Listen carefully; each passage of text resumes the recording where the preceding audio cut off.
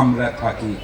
হৃদয় কপাট খুলে দেখি দেব পৌষের এই সন্ধ্যায় আমাদের উৎসবের সূচনা মুহূর্তে মানুষেরই বন্দনা গান উদাত্ত কণ্ঠে উচ্চারণ করলেন।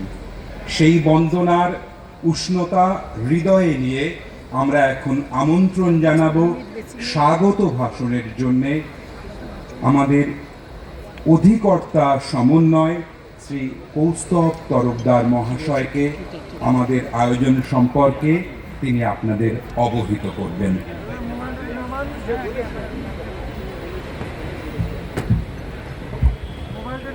নমস্কার। মঞ্চে উপবিষ্ট আজকের অনুষ্ঠানের উদ্বোধক বিশিষ্ট সাহিত্যিক শ্রী শীর্ষেন্দু মুখোপাধ্যায়, বিশেষ অতিথি বিশিষ্ট কবি শ্রীমতী সংযুক্তা বন্দ্যোপাধ্যায়, এছাড়াও মঞ্চে রয়েছেন বাংলা একাডেমির সম্মানীয় সদস্য তথা বিশিষ্ট সাহিত্যিক কবি শ্রী আবুল বাশার, শ্রী সুবোধ সরকার, শ্রী প্রচেত গুপ্ত, শ্রী সুধাংশু শেখর দে, শ্রী শ্রীজাত, শ্রী প্রসূন ভৌমিক এবং আমাদের প্রদর্শনীটি যিনি গবেষণা সংকলন করেছেন বিশিষ্ট লেখক শ্রী শোভন তরফদার। আজকের অনুষ্ঠানের সভামুখ্য মাননীয় মন্ত্রী এবং পশ্চিমবঙ্গ বাংলা একাডেমির সভাপতি শ্রী ব্রাত্য বসু। উনি আর কিছুক্ষণের মধ্যেই চলে আসবেন, একটি জরুরি কাজে তিনি আছেন। এই কিছুক্ষণের মধ্যে আমাদের অনুষ্ঠানে তিনি যোগ দেবেন। মঞ্চে রয়েছেন বাংলা একাডেমির সচিব শ্রী বাসুদেব ঘোষ, আমার সামনে উপবিষ্ট ভদ্র মহোদয়, ভদ্র মহিলাগণ, লিটিল ম্যাগাজিন মেলায় যারা অংশ নিয়েছেন এবং সাংবাদিক বন্ধুরা এবং আমার সহকর্মীরা এবং যারা আজকে পুরস্কার পাবেন, পুরস্কার প্রাপকরা। আজ থেকে সাহিত্য উৎসব ও লিটিল ম্যাগাজিন মেলা 2026 শুরু হলো, চলবে আগামী 13ই জানুয়ারি পর্যন্ত।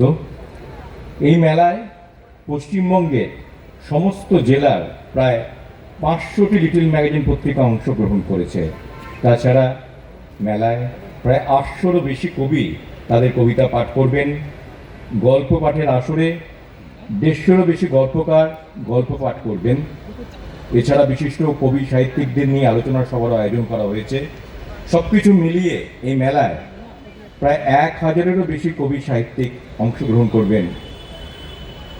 আজকের এই মঞ্চ থেকে পশ্চিমবঙ্গ বাংলা একাডেমি প্রবর্তিত 27 জনকে বিভিন্ন স্মারক সম্মান দেওয়া হবে বিশিষ্ট সাহিত্যিক ও কবিদের।